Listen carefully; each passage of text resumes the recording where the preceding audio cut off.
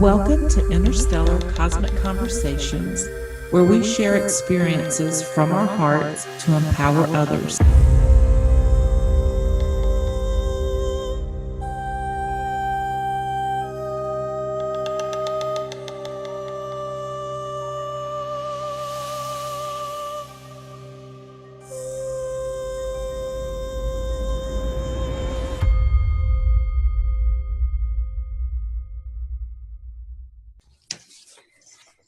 Hello, Lily. Welcome to Interstellar Cosmic Conversations. It is lovely to have you here today. This is Lily Kolosova. I hope I did your name justice or proper. And Lily is someone that a lot of people have shown interest in me talking with, and someone that I also found that I wanted to connect with myself. Because I have seen some of the wisdom that she has shared, and I felt that it would be so beneficial for she and I to come together and to ask some questions that many of us have and get her perspective on it. So I'm so excited to have you here, and thank you so much. It's so great to be here, Patricia, with you, having this conversation. It's been long overdue. We've been planning this for a while, but I am so happy to be here with you today and co-creating this conversation so we can expand more on self-empowering, because this is what I'm all about. It's about expansion of human consciousness, our evolution. So we are here doing this together, so that's what we do. We create these conversations and we do this so we can expand this energy and information that we have and share our experiences. So I am sharing my experiences, and you and me been friends for a while on Facebook, and a lot of your interviews are really on my topic because we kind of sort of have our own little things that we do, and then we come together and we create something new that is in collaboration. And so here we are, and I think we're going to create something beautiful, and this is going to be an interesting conversation because I'm just very excited to talk about my new website, my new mystery school website online that I just launched couple of days ago. So that is up and running, and so I can talk about that. It's just beautiful site with a lot of information there, and a library of all of my videos and lectures and things like that. So I can talk about that, and we can also talk about what's coming up too. I would like to share with you some of the things that lately I've been getting into, the latest news and sort of the latest things. And it is a little bit scientific, but we are here, and spirituality and science is it kind of connects. So here we are communicating on those levels, and that's why these conversations are really valuable. So I am really happy to be here. So thank you so much. Well, you're so welcome. Yeah, you're so welcome. And I just want to say, Lily's has a lot of people that follow her and are familiar with her information, and and some aren't. And so this is the great thing about co-creating together, because the people that have subscribe to my YouTube channel and are following my website may not be that familiar with Lily, and so this gives them an opportunity to get to know her work. And then some that haven't seen myself and the people that I interview, it also gives them the ability to see the interviews that I've done with others. So together we just create this beautiful expansion of information, and you take what resonates with you, and you just if it doesn't, then you just let it go, and you take what speaks to your heart and your soul. And what I want to do, because Lily and I have never spoken with one another in person, and I love this. This is what I really get excited about, is when I'm talking with someone for the first time and we can just have this really heart-to-heart discussion. And there was nothing pre-planned other than, hey, people have suggested that I interview you. I really, want to talk to you. I think you've got wisdom that needs to be shared. Let's do it. And so we come on and we get to know each other this way, and we get to answer questions that, a lot of people are asking. So I want to read a little something that Lily, and the way that I know Lily, like she shared, is through Facebook. And she has created a group called Wise Wisdom. Wait a minute, hang on, let me make sure I can say this right. Wild Wisdom Warriors. And I think that's what your blog is also, isn't it? Wild Wisdom Warriors? Yes, same name, Wild Wisdom Warriors .blogspot.com. Okay, awesome. Yep. And I'm going to post that. I'm going to post all of her information on the YouTube video, so you'll be able to go back and look at that. But this is the header on her Facebook page, and I just thought this was a good way just to introduce her. Wild Wisdom Warriors are the new Gnostics of today, warriors endowed with wisdom, divine Sophia, and knowledge. When this true wisdom is embraced internally and expressed externally, we the warriors become true human beings, free and wild as nature intended. And I thought that was really beautiful to share. Thank you. That was my little statement from last year, when I went through a huge transformation, and a lot of transformations been happening on energetic levels, and so I flowed with it, and that's pretty much expresses what I want to do with my life here. Okay. Is I wanted to reclaim my sovereignty, myself, and move forward. Thank you. And I feel the same way. That's what this journey for me and at this time is. It's about stepping into my sovereignty. And it's about letting go of the things that no longer serve a purpose for me. What I would really love to start with, for people that don't know anything about you, I would love for you to share about your journey into awareness. Like, at what age did you begin to question what you were being told? And did you have experiences that didn't line up with the programming and the matrix? And like, what were those experiences like? So I know that we all had that moment. Yes, there is always a moment, but for me, actually, from a very young age, I was aware of the fact that I am different, because I ran into some things immediately where I figured some things out at a very young age. And where I was born, and where was, I was born in Ukraine, which was Soviet Union at that time. It was, probably one of the worst times still, with all of that stuff. So the oppression and everything was very visible and present in energetically, but also because of, it's an old European sort of energy there. There's also a lot of mysticism and all kinds of shamanism and pagan traditions that are very much alive even today, especially in Ukraine, where I grew up. So there's a lot of respect for pre-Christian era when it comes to spirituality. So I grew up from a very young age in the circle of all this wisdom in my family, and my mom's side of the family are really down to earth and hold a lot of that earthly energy. And so that has been part of my life, so to speak, ever since I can remember, that kind of wisdom. And now I consider myself, I guess, a Gnostic, and I know that that's what my grandfather also considered himself, being a Gnostic. So in Ukraine, where I grew up, there's a lot of churches and all kinds of things that have to do with Sophia and Gnostics, metaphors and things like that. So I was very familiar with that from a very young age. And so as I grew up, but I also was familiar with the oppression and the system and what was happening.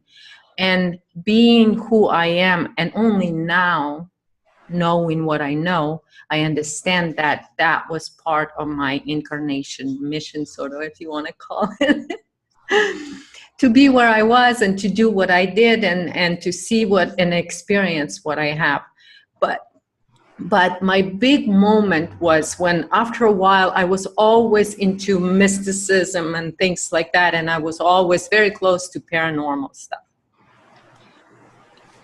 But in 2007, I had one of those, as many in our community call a true awakening, that moment where it hits you. And so it hit me in 2007. And then in 2012, or maybe it was still end of 2011 or beginning of 2012, I had another one of those.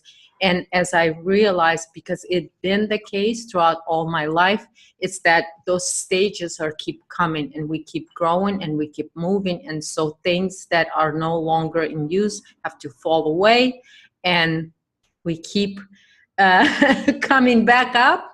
And you know, we talked about in one of my lifeblood lessons that are coming up on my website, we talked about 3 stages of awakening. And so we talked a little bit about the dark night of the soul, and how, you know, that there is not only one, you can have dozens of those, and you should be welcoming those, because those are your sort of times to grow and to expand and express from within and gain the gnosis and wisdom. So basically, that's been my whole life like that. But I had some experiences, and I'm very in tune to earth energy. It just is the way it's in my blood, so to speak.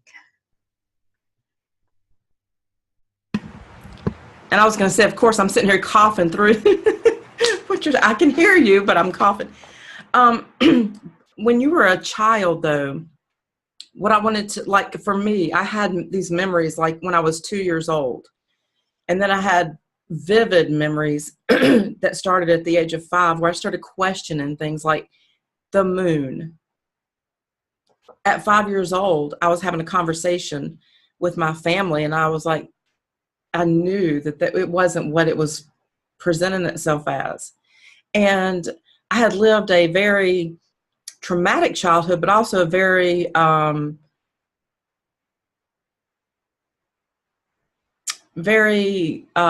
protective childhood, in that I didn't get to go out and see what was going on in the world.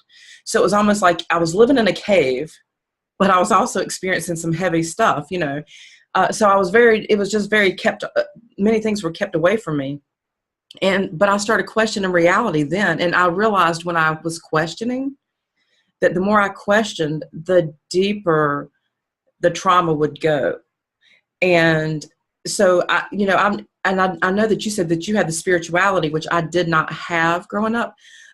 I just want to know, like, when it came to school and your friends and the things that you were seeing around you, did you ever have that moment where you really just went, whoa, this is questionable? And it doesn't mean that it's not as it should be, but like, whoa, what storyline's being played out here? What are they saying? What are they trying to tell us?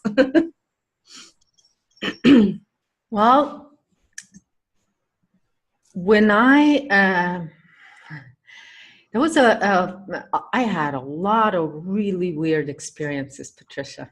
We can be on here for a long time if I talk about it. What I call is, ever since I can remember, my dream time have been very active and very unusual for most people. Most people travel into astral planes, and I, for most part, don't, unless sometimes I do. Okay. But for the most part, I don't. And so my dream time, as I found out later, was very different from the very beginning. And this is how I different for the most part, because I could dream or bring the memory from out of time. And this is how in the past I have been able to jump into my own timeline 20, 30 years from the time, and have clear memory, and then 30 years later come to that point, and I find myself in my dream. Mm-hmm. And usually those are things that are right before another level is about to break for me. Okay. So the way I look at it, that my experiences in childhood, and like you said, and dealing and having the experience of trauma, I have that too. The abuse, the physical, the mental, the emotional, spiritual abuse is the worst for somebody who's aware. And as children, we are aware because we are more on that level. We exist more on that level than here. It's like we exist in that God dream state. And so this is why even in Bible it talks, and Jesus talks about that, and so there is truth in everything a little bit. And what happens is that some people, and I've recognized that now, that it is me as a higher being, as a universal being, that always chooses the path. And that for me came without a doubt. And after turning 21 and having a near-death experience, and then coming back out of that, it was actually one after another. Like 3 months later, I had another death experience that was a lot deeper. I haven't come out of it fully, out of the first one, and then I had another one. And after that, everything changed, because at every moment I knew that my higher self is present within me. And so I knew that anything that I was experiencing here was, if I can say, on that time, maybe I wouldn't say that it's been directed by me, but I knew at that time that I at least have consented fully, in full awareness, to be where I am and to experience what I'm experiencing. And once I recognized that, it was a huge empowerment for me, and it gave me a lot of stability to go through a lot of changes, because those experiences was right before I moved to America. Mm. This is so beautiful, because when it's really interesting when you start connecting with someone on a heart-to-heart level, because you go right into my very first question or my second question after that first question, that goes into the real question, beyond your experiences, where I'm going to say to ask you to share something, and you've already touched on it. I want to acknowledge something that you just shared to me, though, and I think that it's really important that people hear this. When you said you connect, not just on an astral level, but you're connected on a deeper level. I don't want you to go too deep into it, because I want to go to my next question, but I want to say to you, I really hear you. And I want it, because the astral level has manipulation in it.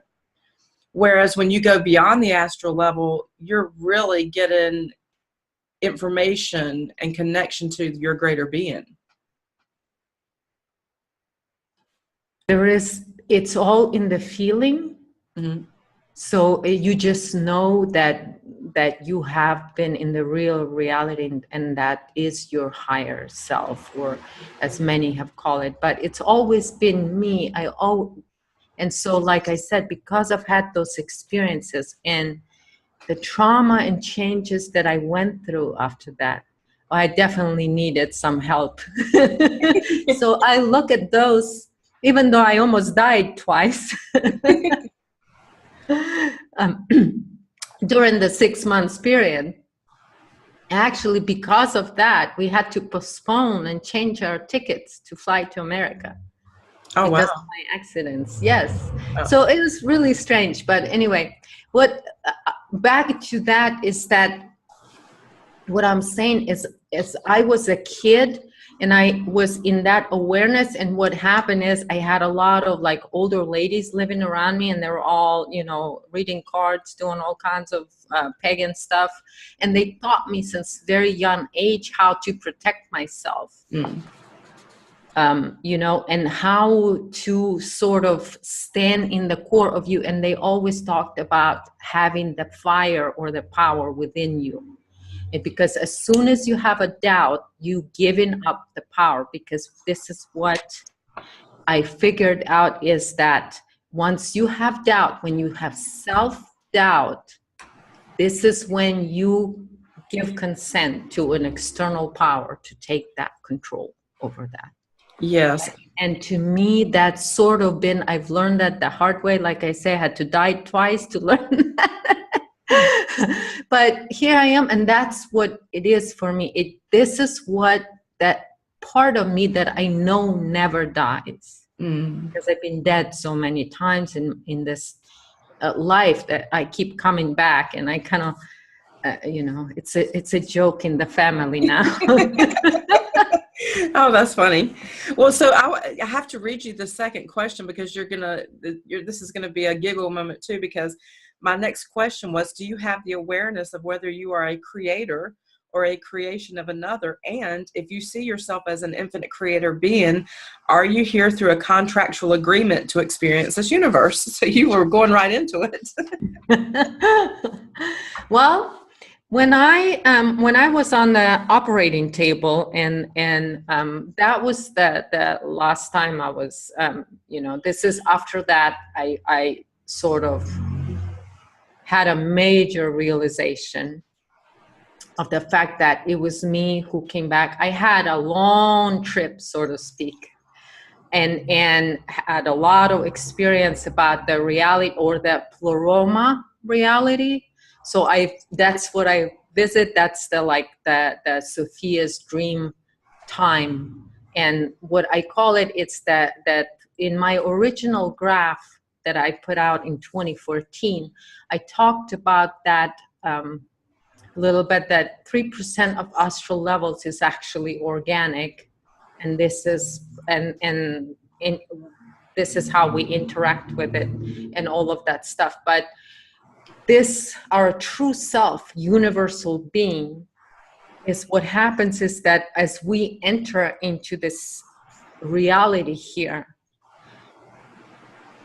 and right now, as of right now, the way I see it is because this body consciousness, because we're talking about invisible energies here and all this energies, bodies and everything, but this body's consciousness is what's been invaded with parasites. And I'm talking about mind parasite. I'm talking about the Archon grid, the mind control grid that is operating here on this plane of existence. So that grid, it's like your partial consciousness or your body consciousness is entangled through your quantum field with it. And so as a universal being, all that you are, the God self that you are, as you come into this body, it feels kind of rough, and it feels like it's limiting. But once you recognize yourself as that eternal being, and that spark is right here at the source of your breath, but yet you understand that you're source creator being in human form. And we have a lot of information about the fact that human form is infected with parasitic consciousness. And so this is what we're dealing with here. And so once I recognize sort of that, the reason I keep coming back after being, you know, because I am the one on the other side. And as I was saying, as I was on that operation table, I was the one, my higher being decided, okay, now I have to come back into body. And so once I opened my eyes after that surgery, I had that memory that it was me who decided that, and this is why I needed to do it. I really didn't have the reason mentally, but I knew that I couldn't really quite operate this body to express my higher self through it. So I just let it be. And the energy doesn't need expression through mind. So I just let it be within me. And I just went through life in that way, trusting that even when I came back one more time, this time, I knew without a doubt that it is my higher self. It is my being, universal being, that is doing this here for these reasons, and all is working out. Yeah. It should be. Yeah. Because during that time when I was gone for a while, I also jumped into a few other sort of times, what happens and everything. And then I saw myself, living in America for a long time and all of that stuff. So I just had that confidence. Let's say I had the spirit confidence from those experiences to trust myself that I am exactly where I need to be. And that's what drives me. Yeah. And the fact is, Patricia, that, all these conversations and everything, when I was 13 years old, I also had this experience. And then some people that are running into right now in this sort of our spiritual community scene, I remember seeing them and meeting them on that time when I was still a kid. I remember them from the dream time.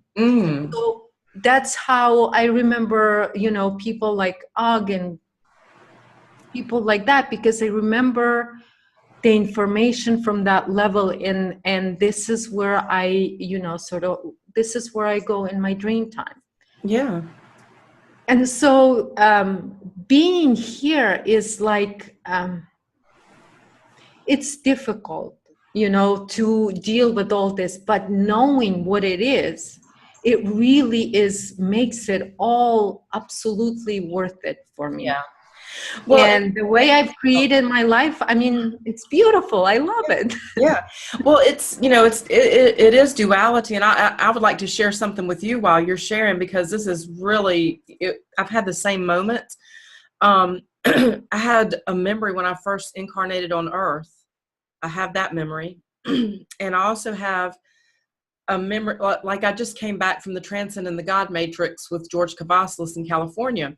And when I met him in 2014 via the internet, I said, I remember you, I know you. And we actually had come to one another in our dream time prior to meeting. And he was like, you came to me. And I was like, no, you came to me. And we were laughing because we came to one another to, introduce ourselves, before we actually had our conversation. We just have a really deep, deep connection. Because we did co-create a lot together. And I think the more you explore your relationship with others, you'll see where that you're in right now. You'll see where you're co-creating, and you'll start to have memories of that. And it was so funny because I thought, okay, well, the first day, not many in the truth community come in khakis. I mean, they're usually like wearing the hippie robes and doing, all the different types of things that are all earthy. And I was like, but I remembered him being like in a dress shirt and khaki pants. And I just had that memory. And so I was like, it'll be interesting to see if he walks in khaki pants. And he walked in khaki pants. And so I thought that was hilarious.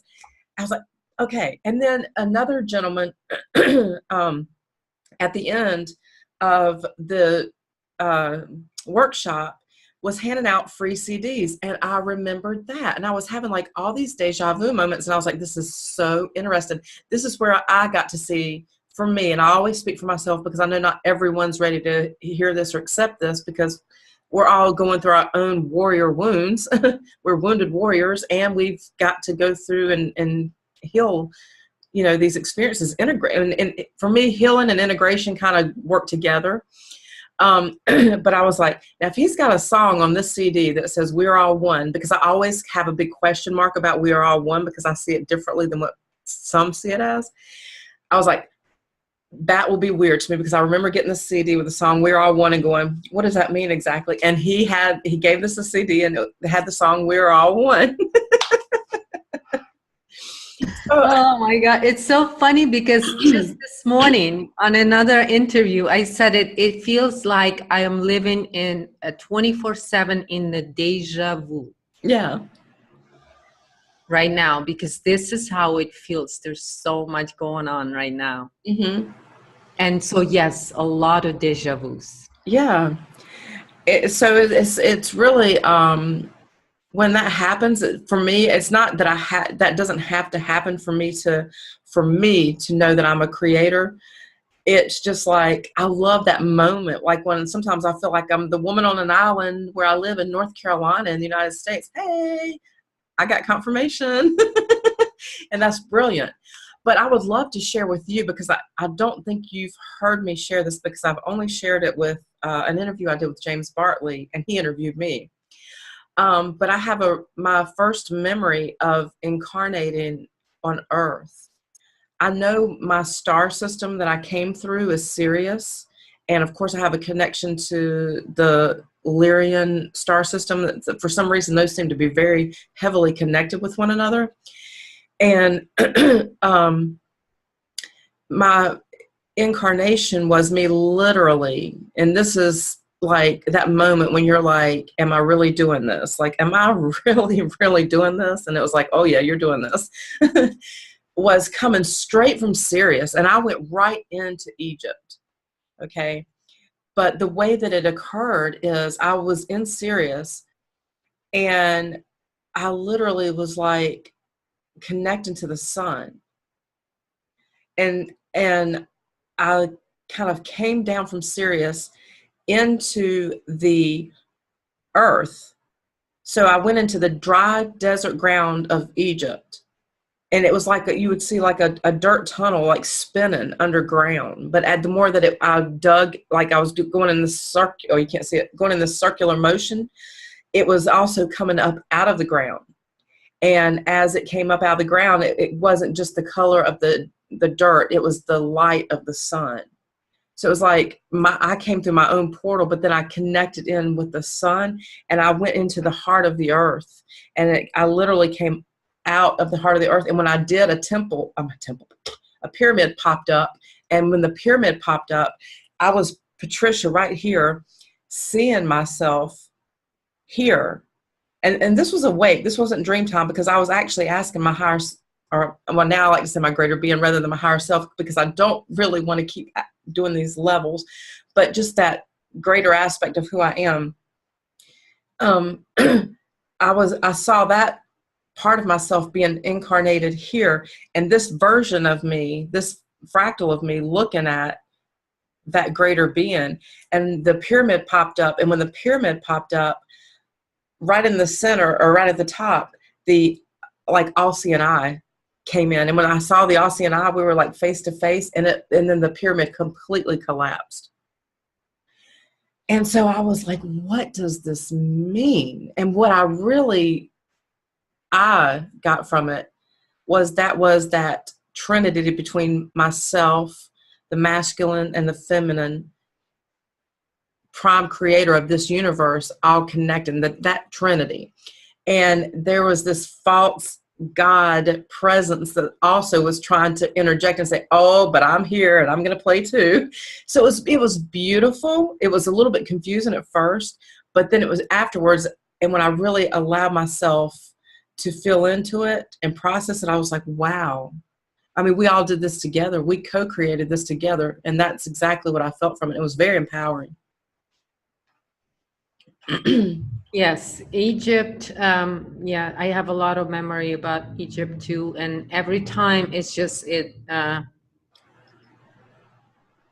memories of past lives have been popping into my memory a lot. And I'm not sure. Sometimes I have that timelines or deja vu where you don't know what you are. But anyway.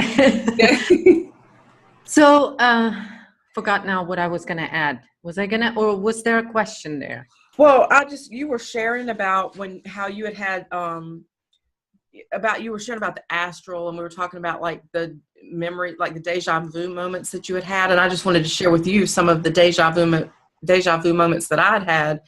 And then these confirmations of my greater being, like what you were, experiencing through your near-death experiences.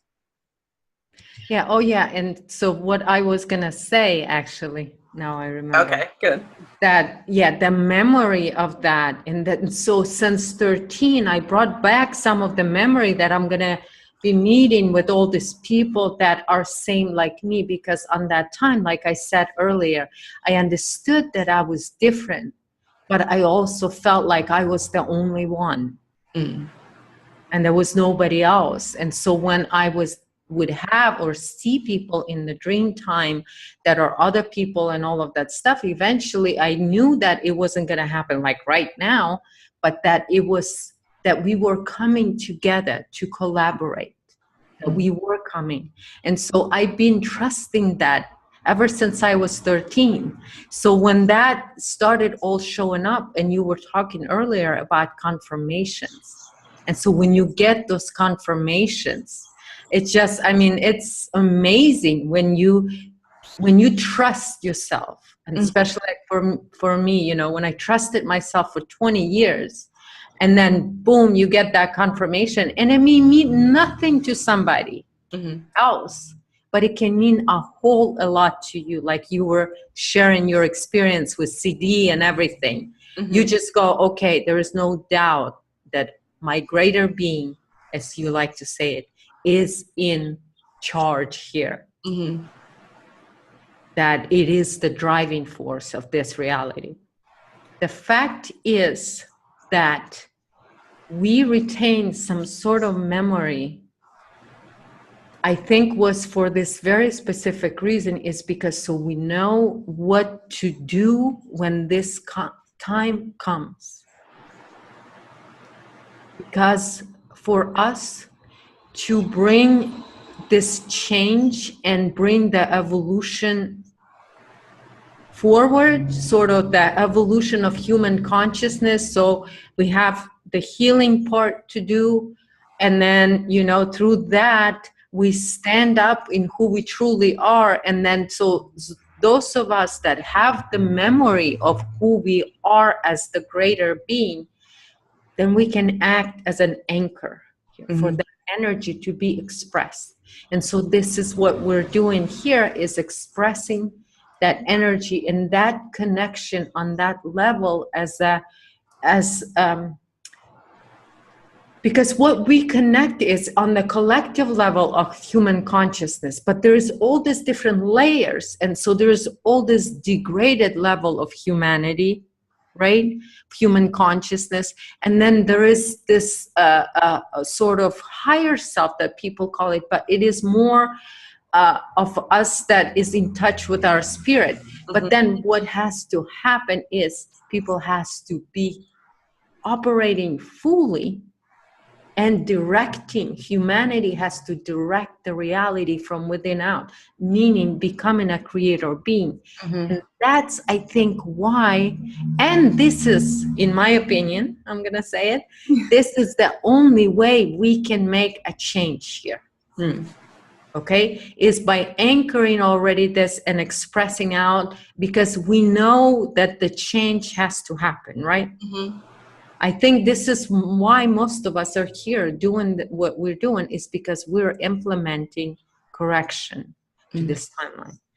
Because I think right now, if you're a breathing, thinking human being, you know that some things are just going on, and the society is breaking down.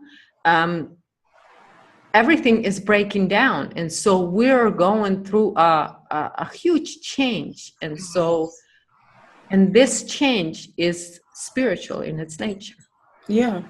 And you know, it's so funny because you're touching on every single question that's to follow. I just love that. It's like, now I've got to rephrase my question. How do I ask her this? Because she's already answered half of it. You know, the way that I personally see it, because, you know, we do have to express for ourselves, like what you were saying, because when we haven't reached that point of knowing that we are creator beings, we are still coming from a place of victimhood. And don't you go into that, because that's going to be later. But it makes it hard for this information to be heard. And so I'm very aware of that. And so I do want to respect that, but I still love putting it out because one of the reasons that I love to share trauma is not because I want to dwell on trauma. It's because I want people to be able to see that it's part of the experience that you can heal from. And it's very empowering and you learn so much from it. And so yes, overcoming it is the most powerful thing. And this is why we're sharing. And this is why I said too that I shared, because overcoming all these obstacles and programs and everything is what makes this great, is in what we share, is because we overcome. And this is why, experience trauma. Maybe this is why we had to experience it the way we did. Yeah. And so I don't know how you want to go with the question I'm going to ask you next, because we're so much in tune with the initial. Okay, so I told Lily when we first started talking, I said, you and I are new to sharing with one another, so I want everyone to get a good feel for where you are right now and how you express yourself, and see where we go in the future. And so I had prepared all these questions. Well, not all these questions. I prepared some questions. And that was just for us to get a good feel of one another. But she's kind of, just going with it and connecting. So she's having a deja vu moment, even if she's not aware that she is right now. She's remembering this co-creation. So one of the things that I wanted to ask you, because I feel like this is key to what we're talking about, though. I mean, it really is. And if you can share this in a way from your heart that will really help people, I think this will be so beneficial in what we're talking about in this process of integrating and healing. Is the concept of good and evil real, or is it a misinterpretation in languaging because of the God programs running that don't want us to remember all experiences were chosen creations that our souls wanted to have? Well, the dark and the light, the duality reality, it's real, it exists. Everything that exists in duality, the opposite of it will exist as well. That's the universal law. And that's what it is. When it comes to parasitic consciousness invasion that is going on here, it gets a little bit more complicated than that, because what's happening here, the darkness gets inverted frequency-wise. And this is how this manipulation then completely messes up the experience that is duality experience. Because the duality experience is real. The key here for us, because we as human beings of who we are, because we were created in our original DNA, is from pleroma, meaning we are pure creation. We are not a parasite, let's just say. We're not a parasite, okay?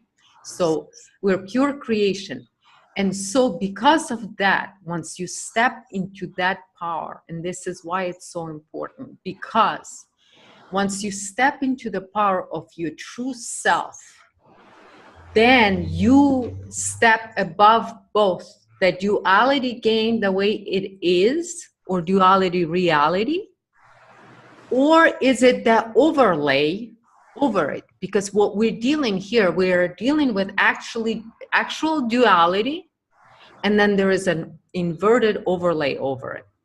But the key here to remember is that once we find ourselves, our true selves, and our power within, then we don't even need to figure out which is the true duality and which is manipulated, because then we are that in that holy trinity, meaning we're operating on the trinary code. Our brain operates on the trinary code, which means it's anchored in eternal being, or in that pure creation that humans are, or the original DNA. There's a lot of different terms. Okay. But this is like that point. And once you're at that point, then there is no manipulation on that level.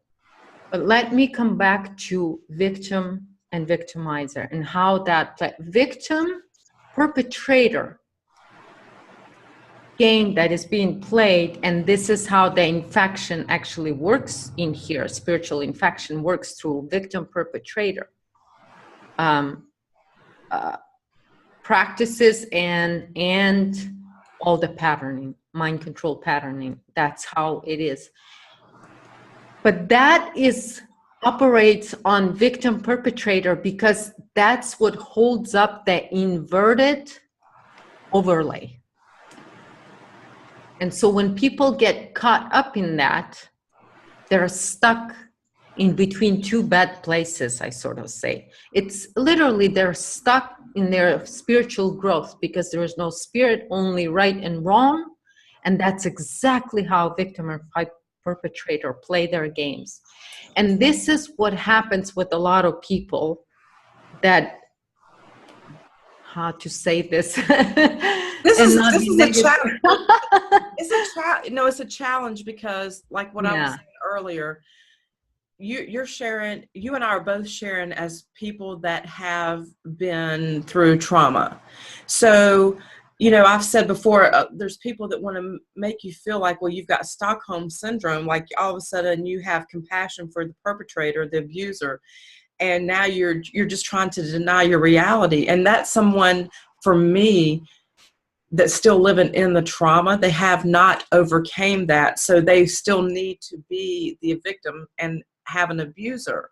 So you're not, I don't want you to feel like you're isolated and I'm, you know, and trying to share this on your own. I support you and what you're saying, because this is important. Of everything I'm talking about, there's so many people that are exposing the false, the conspiracy things. They're real. It's not invalid, but there's so many focused on that they're forgetting how to empower one another. And so this is so important in empowering someone to come out of that state. So don't feel shy to share. Well, you nailed it right there. Because a lot of people are saying, okay, well, this is about victim, and we get into a really, really deep sort of layers here of healing that humanity is going through. So yes, all of those things will show up and will come up, but you're absolutely right. This is how it happens, to where they keep you stuck in between, either choosing a victim stand or a victimizer. Mm-hmm. You know, you fight one another. And this is what I've talked about too a lot, is that through that competition,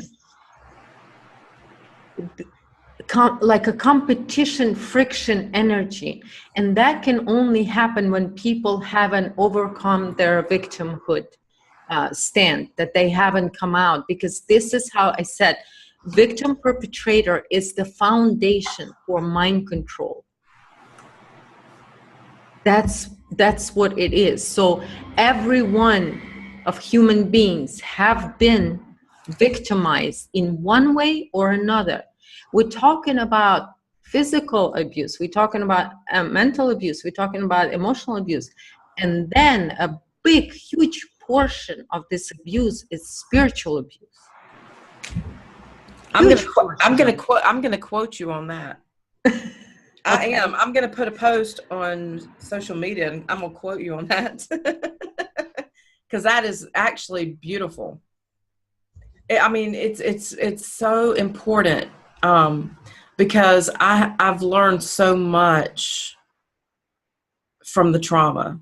Things that if I just sat, you know, honestly, if I just sat on a cloud with the unicorn and the rainbow, as cute and pretty as that is, I really think I would be bored out of my mind and body. I mean, I would just be like, the trauma, it's kind of, we don't want to take accountability and own the fact that we came here because we wanted to we wanted to experience in real life every day. when we're not looking at the politics and the religion and all the things that the abuses that go on that are not ours, that we don't think are think that are ours. People will go to a haunted house and let someone scare the hell out of them. They'll rent a horror movie. They'll do anything. They'll watch the most twisted shows about forensic, like Forensic Files, cops, and all these things. People are addicted to that. They have a reason to want to explore that, because they're exploring that aspect of themselves in this reality.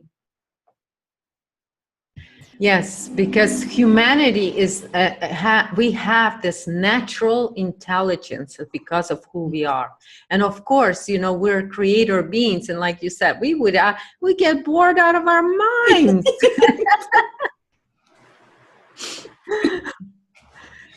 So here we are in this, like I say, this my, one time I went to, when I was young, I went to this, old lady that was reading the hands, and she read it in like ancient way and all of that stuff, and she looks at my hand and is like, "You're a cat or something, you have 9 lives here at least."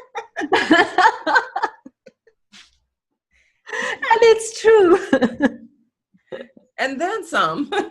And then some, yes. Well, so let me ask you a question. How do you feel about, and I just don't, this is very controversial, but in the community that we're in, there's a big split on this. What do you feel the role of the chakra system, the kundalini, and the pineal gland play? Do you feel that they are an overlay over our organic bodies for the purpose of programming, or do you embrace them as an organic part of our being? Okay, this is the thing. It is part of us, like I was talking about. It's part of this human consciousness. And the way I understand that the chakra system and all the systems, it's part of this split consciousness and this matrix system. But the way, for me personally, because I was aware of pineal technology for a long time and how it works, I have been able to recognize that energy. I guess that's my superpower. But because I was aware of it for a long time, it has such a distinct signature to me that I know now, for the most part, with whomever I've talked to or interacted, where I've talked about activating pineal, working out of chakras, because it has never been my experience. I never done any of that stuff. It's never been of my interest. But whoever I talk to, everyone I talk to, it seems to me that in a natural, when you're anchored in your spirit, that is just recalibrates itself to your core self and then works with it, because you don't work in friction, like I said. And I've been talking about this for the last 2 years. We can't work in friction with our body. We have to allow our spirit from within reconstruct to where everything that we have is then serves our greater being or our greater self. And so any and all of those teachings about chakras and all of that stuff, the one thing, I'm not going to say they're either right or wrong or nothing or whatever. What you need to do with that, and what I think is the best thing for each individual to do, is you sit with yourself and you ask yourself honest questions about it, and you allow your spirit to give you an honest answers. And you trust your spirit on that, because the thing is, a lot of that information's been used to distract people from finding their true self within. And so they're busy doing all these things that get them nowhere, but they're not, if anything you want to empower first within yourself is, I say, find your own moral code. dig into it, weigh in on your own spirit, with your own spirit. What is it that you, as a spirit in this body, as an expression of creator being in this body, what is it that you need to do to make sure that your spirit and your body are operating in harmony and unity with your true self? Mm.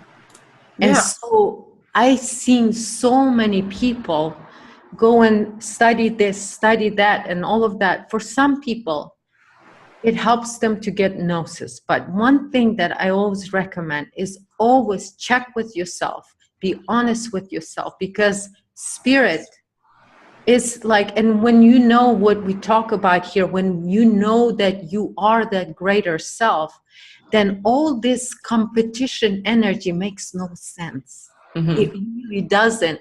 And Yeah. so, like you said, there is a split in our community about that because it's in friction. Some agree, some disagree. I say there is just, because everyone is on their individual path, and I respect everyone's path. But what I'm saying is, it's you too much into external, then you just gonna hit dead end, because everything comes from within. And so knowing the self and working on that will do a lot more positive for you and will immediately influence your reality. So you start with your immediate reality and you work it from in out.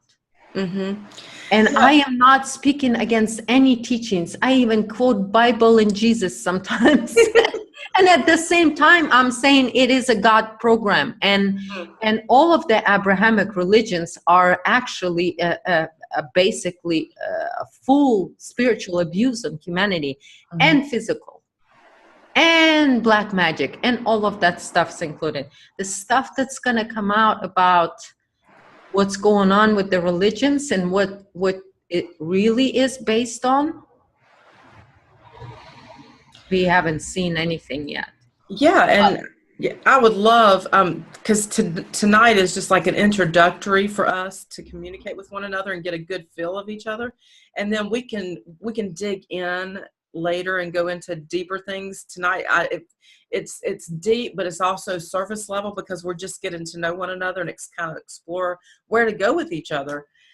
And I just love the way that you're kind of flowing into every question. This has happened with me with a few people that I've interviewed, where they just start to flow into the next question, and I'm like, now how do I ask this question again, or how do I rephrase this question?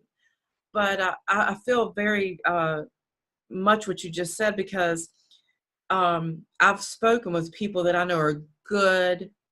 When I say good, I mean like well-intentioned people. Like they don't have some secret agenda where they're trying to mislead humanity.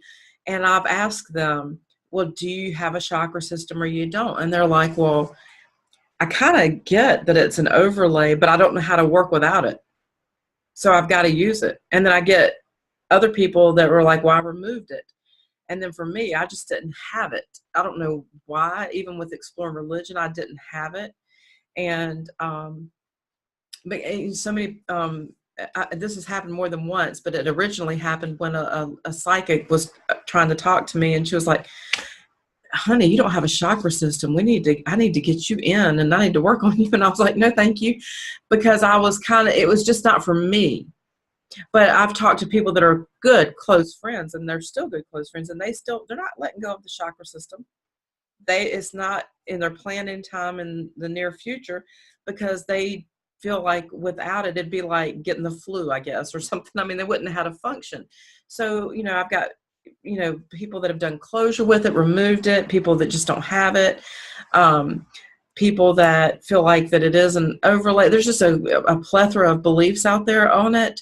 And so I really do feel like it's a personal thing that we all have to go through. And I just wanted to get a feel for where you are, to know and see what kind of wisdom you had to share on it. Yeah, I'm kind of like you. I never really had feelings that, oh my, this chakra is close or that. I can share with you a little experience where I felt energetically like a ball of hair that is energetic that I coughed out one time. Kind of, I physically had to cough it out because I was expelling a lot of energy on that time. That was something had happened that was, so energetically, the only thing I felt like it was right here, is like a net was put over my, like an entanglement of some sort of, I saw energetically like it was there, and the only thing I could do is push it through my spirit, and I physically had to throw up and feel it physically, that energy kind of come out and sort of and leave my body. But that was the only time when I physically felt like an energy that was within me, but that was foreign to my state of being, or foreign to my sort of my structure as human being here. So, and it was from your heart. If it was in this area, you said it was kind of like in the lungs here. Well, basically what I saw is the cross thing, and what the cross thing, and once the cross, it kind of burned me energetically here, and that was put on me by burning in previous life as like a witch thing, and then they did this thing, and so it all has to do with the previous life trauma and all of that stuff. Yeah. But then the trauma of that came up for me, the trauma of murder. That's what it is. So it was the murder from previous lives that felt that heavy, to the point to where physically I felt like, what do I do? So then I gather all my spirit fire, and I felt like I need to throw it up. And so I was throwing up energetically and then physically, because I was doing so much of that. And then that I felt that was the only time that I've experienced such a foreign sort of energy that had to be. But I just decided in the split second, I was aware of what was going on, that it was here, its presence, and what it was doing, and immediately I knew that I needed to push it out of my being and dissolve it and let it go. And that's the way I did it. So I just shared my only experience that I have sort of with that sort of chakra system type of thing. Yeah. I don't have any other experience to share. And these days, Patricia, I try to stick to my experiences only. Absolutely. Because that seemed to be, that works the best for me these days. And then I can always stay in harmony and peace with my own being. I totally for myself. I totally agree with that, and thank you for sharing that. That almost sounds like it was really attempting to be a distortion within your heart center, and you were able to expel it. So that's awesome. That's a great share. Thank you so much. It was painful. It was really. Really pain, and I'm not talking about physical pain. It's just energetically, yeah, very heavy energy. Yeah, I can. Okay, so now I'm going to ask you another question, and this is something that comes up quite a bit. And like I said, we've kind of gone into these things, so my questions are kind of feeling like I should just throw them up in the air and like just toss them. But there's a lot of talk about our planet being a prison planet or an illusion. And others feel that it is an organic feminine expression of the prime creator of this universe. And I would just like to know what your perspective is. And it could be a little, there could be a little bit of both going on. We know that we have a matrix going on. So let's help people become aware of what exactly it means. Because when we know that we're infinite creators, we don't want to feel imprisoned. We want to know that there's more to us than that. It's funny because I was going to say it's really short answer. It's both. And you said it right before that. That's funny. It's getting funny now. Patricia, I love this. Pretty cool. But yeah, it's both. But the way I see, I sort of understand this right now is that it's both, because this reality, it requires an observer, right? Material existence, observer. So the thing is, the key here to understand that observer also creates reality. And so as we change, can we transform? Can we transform into butterflies and create reality that is eonic, pronounctic terminology? Yeah, I think a lot of us know for sure, without a doubt, that reality does exist. We know it as being real to us. And so we know it's real. So I say, we're creator beings, and I already know what we can do. I've already seen it. Mm-hmm. I've already seen it. And the time jumps that I talked about, there's so many of them that I still have that they're not even close to come, in near future. But I know and I trust my spirit that we will get there, because the potential is there. Yeah. And even, I think, Patricia, even take last couple of years, such a shift in consciousness. Mm-hmm. I am seeing it. I'm seeing it. It's huge shift, and we're moving forward, and we are creator beings, and we are creating this reality. Is that at this point we are not aware, and we're creating it through ignorance. And once we step out of the ignorance age and step into wisdom age as collective human consciousness, then this is when our evolution is moving forward as angelic sort of humanity. Because, I know that New Age uses that term, but it really, I don't know any other terms, but we are that eonic being. We have the living light inside of us, the spark that turns into flame through inner gnosis. And that's to me is the key to walk on any path that anybody chooses to walk. Yeah.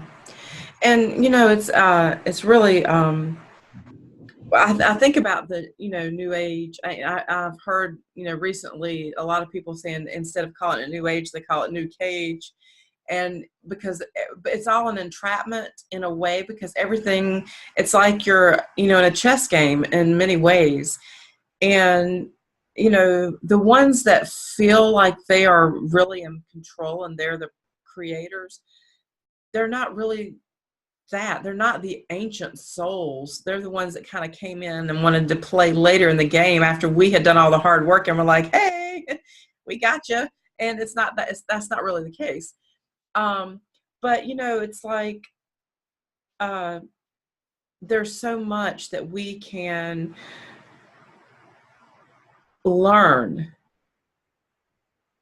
from all of these experiences, and I wanted to get back to from the feeling like you're entrapped. Like I feel like so many feel like they're trapped, and that feeling of being trapped is a wonderful time for you to really connect with your soul and say, why do I feel trapped?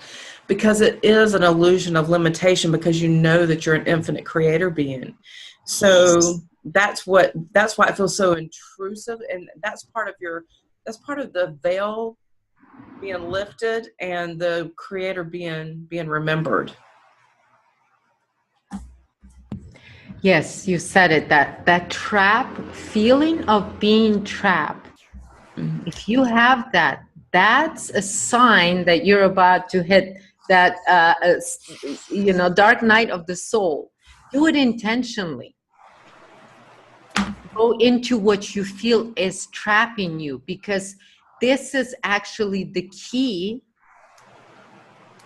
that will help you to gain the gnosis from within. And so for those people that feel trapped, this is a problem because they still operate on believing somebody else, or believing that external is actually creating the reality. And the reason for that, because in our community that we talk about, it's been infected, you know, with all these projections. And a lot of people are addicted, like you were talking earlier about having all these addictions to things. And a lot of people are addicted in our community to all these projections of reality because they don't know the self. And so they are creating unconsciously. And there's a lot of people in our communities that are out there, you know, projecting binary field, the AI predictions. You know, there's people out there that talk about AI predictions for humanity all day long on radio show after radio show after radio show. And they keep pumping that into those people that are unaware that they're creator beings, meaning they're unaware, so they're accepting that as their reality, and boom, that's how they get them. Yeah. As long as they believe, and they got them. And that's the trap. But the trap looks like it's something nice. Like it's somebody who cares, like that AI cares for humanity, you know. Oh, and this and this and that. But it's tricky, but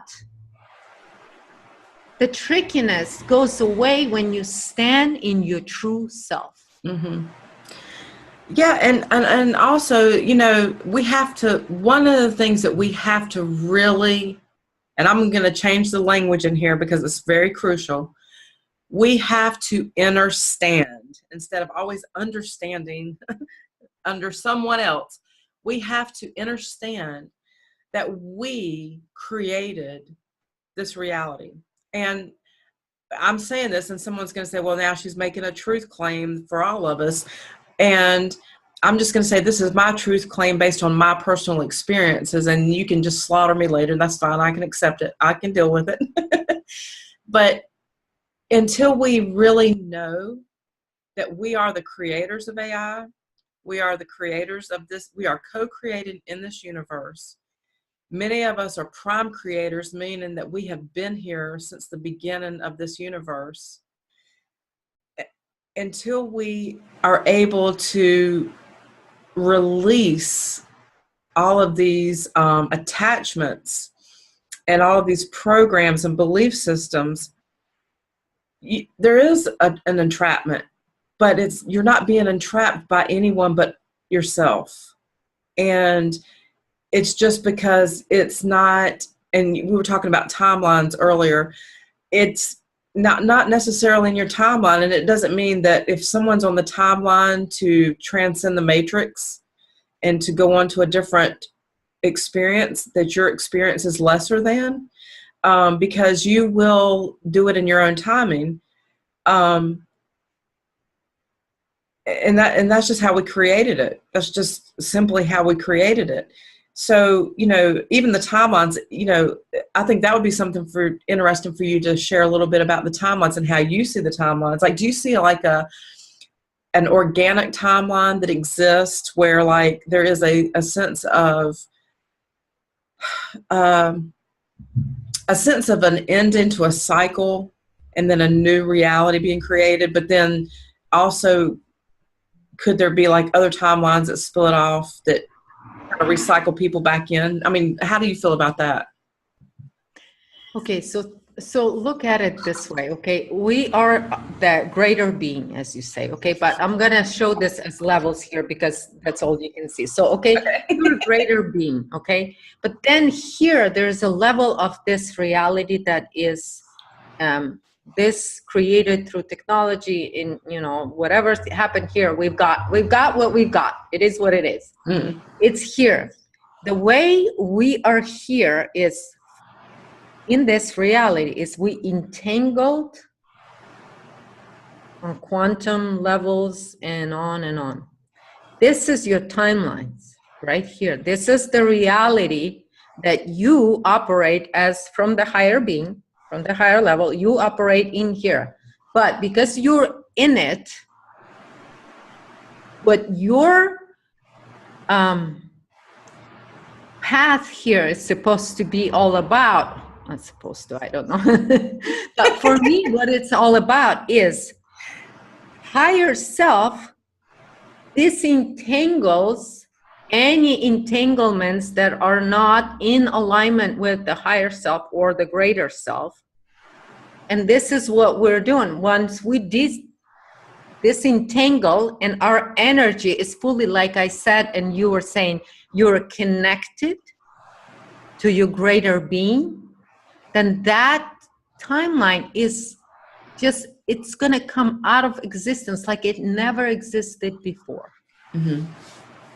And so, yes, every one of us is creating our own timeline, but there is also a humanity collective timeline. And this is where things get a little entangled a little bit more. And then on top of that, it's entangled with the personal level and then collective level. So you gotta, there's all these things you gotta disentangle and organize and harmonize in your own aura. And then there's this another level to where we have to do it on a human level as humanity together.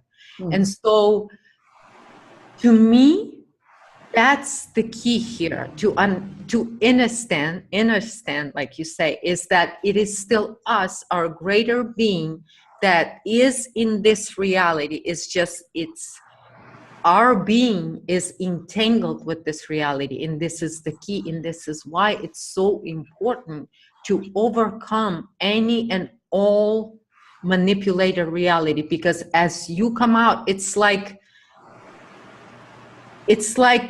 air out of water. You just, because you have that power of spirit, and that spirit will push you above it. And that's the key, because for as long as you get stuck, then you're not moving and you're not going through it, and you're still just repeating or looping an energetic entanglements, as I say. A lot of people doing that looping part. Mm-hmm. And that looping part is what's going to keep people stuck. But the way we free our spirit in this reality is by operating from it, meaning being in full control, or being directing our reality, operating it fully. No external operation whatsoever. You are in full control of your reality, in how you act, react, and as you become this operational creator being, as I say, then you have no fear of death. And this is what happens, and people get confused, is that they don't know, how do I gain my power? Does that mean that I put everybody down and I am the, the victimizer of everybody else? No. My last question. What you do is you gotta keep moving forward, trusting the power of your spirit, the great spirit. And the more you trust it, the universe will answer, because it's universal law. Once you, and this is why black magic works sometimes, is because when people invoke that power, this is, in this case, the way we step above it and free ourselves from any and all entanglement here, is if we invoke spirit. And once you invoke spirit, the universe is on your side. And that's how you get out and let it all go. So stepping above it is huge key, because it's such a freeing experience.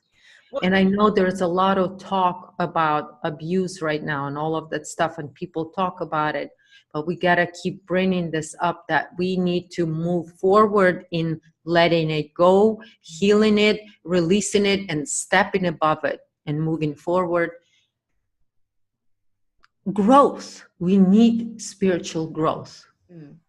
Well, and don't you feel like even in the Loop program, because that's a program running too, don't you feel like, well, I shouldn't say don't you feel like, do you feel like that even in the Loop program, you're looping back in because your greater being is like, well, I didn't get it this time. I got to come back in again. We're on the merry-go-round. I mean, it's just really, I mean, I don't know if you feel that way. I think you do by everything that you're sharing tonight. And I just really want people to get that. Like, you don't have to be in a hurry to go home or to exit. You just have to know that you are meant to go on your timeline. And if your timeline means you loop back in, then that just means that there's more for you to experience, that your soul is like, wait a minute, I didn't get that last time, I got to go again. Yeah, that's every time you feel like you're not home, that means you're looping. Your greater self is not in your body. You're not here. You're looping through the program. You're partially conscious and partially only your consciousness just looping on the program that's here until your greater being comes in, makes this home right here, your heart home. And then once you find yourself in your heart, then you find your home. That's really, and then you know that the heart transforms through love. And we've seen this, every one of us seen the confirmations of what true universal love is. I think we all have in one way or another experienced some of that. So to me, it's all about overcoming, because that's where the power is. That's where the freedom of the soul is. That's where the freedom of the spirit is. Okay, well, we did a very interesting dance that kind of took me in and out of all the questions that I had to ask. So one of the things that there's a couple, just maybe two more points I want to touch on, and then I want to let you share what you wanted to share about yourself and what you're doing, and then we can do this again later where we can go even deeper. This was just really a great time to get to share with one another and know how we connect, and it was great. Thank you so much. When we are expressing ourselves with rage, anger, and being reactionary rather than one of action, what and who are we feeding? And I ask this because sometimes I feel that we can get so caught up in the drama that we think the only way to be a warrior is to be angry and enraged, when really our warrior aspect can shine so brightly being centered in love. And we've kind of hit that, but if there's anything you want to add to it, since you kind of touched on it, I'll just give you an opportunity. Yeah, I will add a little bit to it. Yes, there is a lot of confusion what a true spiritual warrior is. And a lot of people are confusing that with a fighter. But like I was explaining to somebody earlier today, a warrior does not fight. Warrior stands. And the warrior has truth as a sword. The fighter has a belief system or a belief that drives him. And that's no warrior. That's a fighter. That's someone who is through belief system acts and not in spirit, not through divine spirit that they are. Warrior acts on divine spirit that he is. A fighter fights through belief. And that's not true power, just the same as black magic and white magic and all of that stuff. And that's why, I laugh when people threaten me with black magic and all of that stuff, because I know how real magic works. So it's all about, you have the power. We have the power to either accept anything and everything that is being projected at us from external source. It is up to us to either accept it or reject it. We don't even have to reject it. A non-acceptance is an act of warrior. Exactly. And so, exactly. Thank you. Yes, I know. I get a lot of, because I talk about warriors a lot. And the reason for that is because I think Carlos Castaneda and a lot of Stuart Wilde and a lot of other great authors with great books that talk of this spiritual power that humanity has. They talk about this warriorship, the spiritual warriorship. And I know it's been picked up, and just like everything else in our communities, it's been turned around on itself, you know, upside down and put into a victim stand, you know, because everything has to fit into that victim pattern, you know. And this is what the anger and all of that. Warrior can be angry, but warrior knows that he holds the power within him to act and react and he has a full control over that. A fighter is someone who's submitted to the fact that they're being controlled by external forces, be it anything. Yeah, and so I learned that in my own experience, because of the trauma that I experienced at a very young age, I became a control freak. And I was always a truth seeker, and I was always questioning everything. I've questioned everything my whole life. I didn't necessarily let everyone in because I always had a wall up to protect myself. And the more that I questioned and the more that things started to crumble around me that were perceived as truths, the more open I have become to, you know, embracing myself, loving myself, and accepting the fact that I'm a creator. And what I know now is, like, I don't have to be, when something appears to be done to me, I don't have to be reactionary. But I couldn't know this without the trauma, without the seeking, without the wisdom that comes from all of that. Now it's like when someone's trying to get a reaction out of me, I'm like, it's like a joke to me. And for them, it's like this real rage, like, what the hell is happening? Like, she should be angry. Where's the battle? And I can't give them the battle that they want because it doesn't serve my greater being. And I'm so aware that anything that challenges me now is meant for me to take action on and not be reactionary to, because when I am reactionary, it is something unhealed. And so I'm not saying that I'm, you know, perfect and nothing's ever going to trigger any kind of reaction, but I can tell you that 99% of the time you don't get a reaction out of Patricia Farrington. It just doesn't happen. But I used to be a person that thought justice was great, and justice is just mere revenge. You know, it is justice in our arena of duality. We don't stop things from happening. We don't do anything other than just express our rage and seek revenge. But all of that is because we are being so conditioned,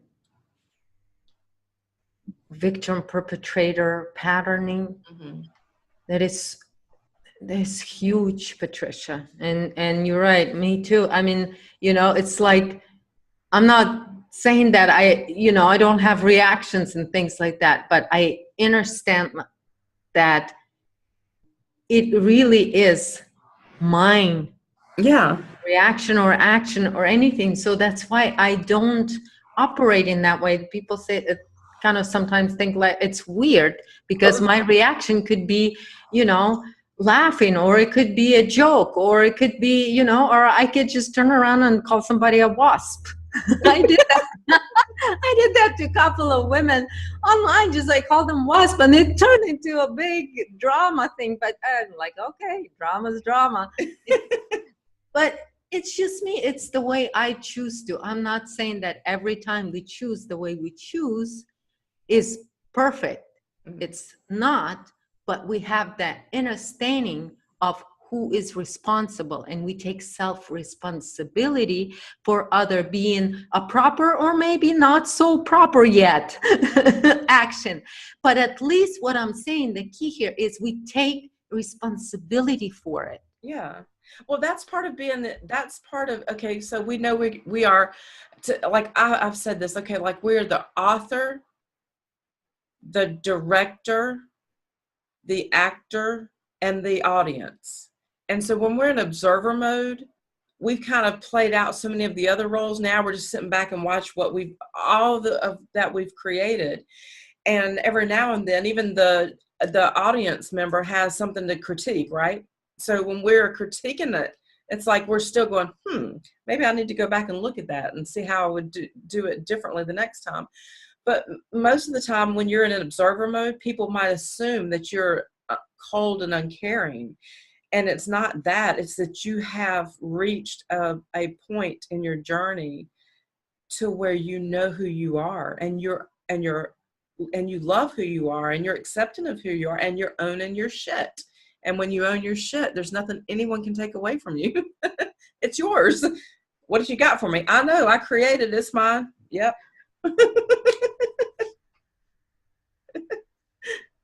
I know, it's sometimes I'm like, okay, I gotta deal with my shit. Yeah. We'll see what's come out of it, but I'm sure gonna talk about it somewhere at some point, somewhere. Yeah.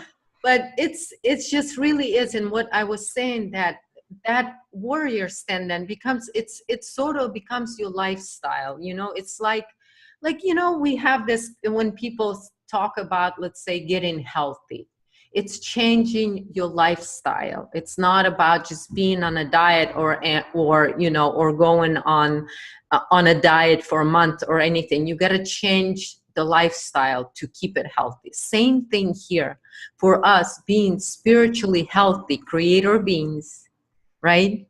Spiritually healthy, we have to change the whole lifestyle.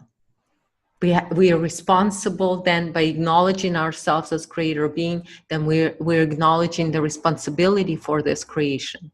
And so then our immediate creation is ours to deal with. And if there's shit there, then we are the ones who are dealing with, Yeah. with our own stuff. And that's the thing, because the blame is part of that victim-victimizer pattern. So when the blame comes in, and even like I was talking about it earlier, what gives you that power of the fearlessness is because when you are one with this greater self that you are, you know there is no death. Right. And so then you can never sell your soul, because you would know it just would never be appealing to a creator being to serve any other creation but his own. But I'm not talking about serving as you know, in the hierarchical. I'm saying as a creator being responsible first for your own creation. Being responsible for your creation is being the owner of it. Mm. I don't know what other terms I can use for that. No, what you just said, because I've been listening to everything you said, I just wanted to share something you did that you may not even have been aware of. The whole time you've been talking about your spirit. And to me, spirit is something that's tied into this universe, but soul is something that's beyond this universe. And all this time you've been talking about spirit. And when you started talking about, but that you're a creator being, and you could never sell your soul. You didn't say spirit. You said you could never sell your soul, because you right then were connecting with your greater being or higher self, however you like to term it, in a way that you knew that that is you.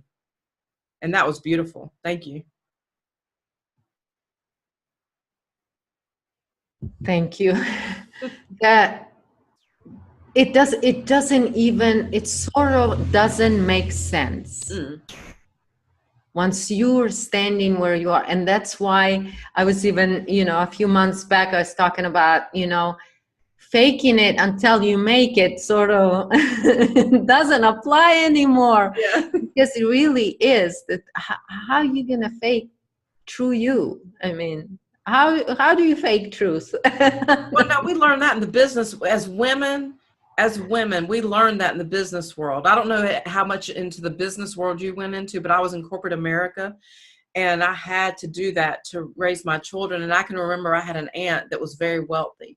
And she was like, look, I didn't know what I was doing. She said her husband had died and he had a big corporation. And she had to go in as the now new owner of this corporation. And so she said, I literally went out and bought like this very expensive briefcase and put blank white paper in it, came in, put my glasses on, and pretended like I was reading. And she said I was faking it all. She goes, I was faking it till I make it. And that was her advice to me, fake it till you make it.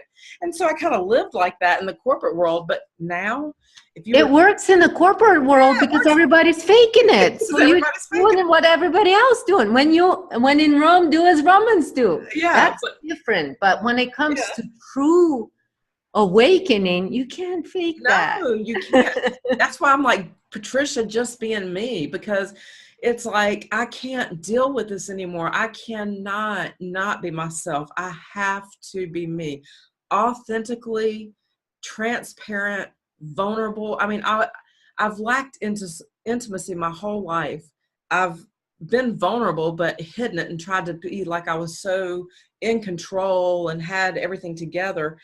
And, you know, everything was faking it until I made it, you know, and it was all a big fat lie and an illusion. And I was projecting myself as a person that I wasn't. I had a very deep heart with a lot of love and compassion, but I still didn't have it to where I could really, I couldn't embrace receiving and loving in a way that wasn't superficial.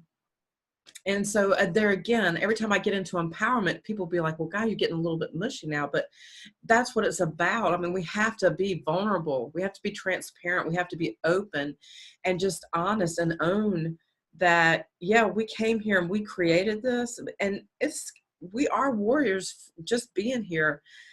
But it's very traumatic to us because in our natural state, we're not this. But we came here because we wanted to be this. So let's own it and let's integrate it and let's empower one another to help each other remember who they are. And we sometimes get lost in the illusions and the illusionary power thing, and we lose sight of our true powers that we hold. Yeah, true powers that are here. That I. This is what Jesus meant when he said that I is right here. That I is the source creator within you. It's the creator you. Yes. And so that part of us, it's not to say it's undescribable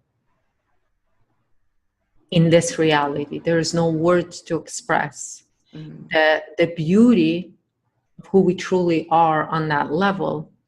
And so when we're here in this reality and we playing all this reality games, like you were talking about being and all of that stuff.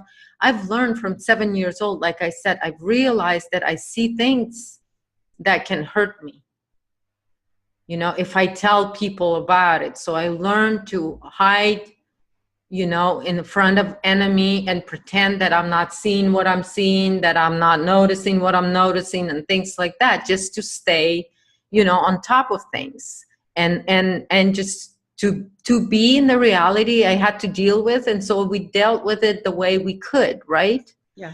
And that's what it is. And the other thing is to have the trust in yourself too, that part is great, to trust in yourself that moment to moment you will know what to do. And it's true. It's true, because even from this conversation today, Patricia, we talked about a lot of things and you were laughing that, you know, all the questions are kind of came to be answered anyway without even you reading the questions. So that's beautiful, because we trust the fact that